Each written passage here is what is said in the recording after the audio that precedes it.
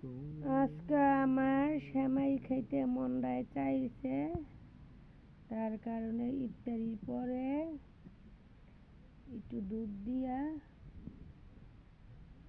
1.5 KG দুধ দিয়া সেমাইটা রান্না করলাম।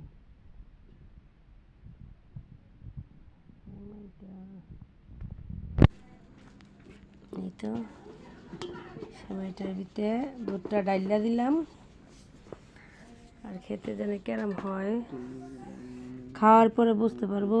আসসালামু আলাইকুম এভরিওয়ান, কেমন আছেন? আলহামদুলিল্লাহ আমি ভালো আছি। আপনারা কে কোন জেলা থেকে দেখতেছেন? আমি সপুরা ইসলাম নারায়ণগঞ্জ জেলা থেকে ভিডিওটা বানাচ্ছি। সবাই আমাকে বেশি বেশি করে লাইক ফলো শেয়ার করবেন, বেশি বেশি করে সাপোর্ট করবেন। আমি নতুন ইউজার, আমিও নতুনের পাশে থাকবো, নতুনও আমার পাশে থাকবে।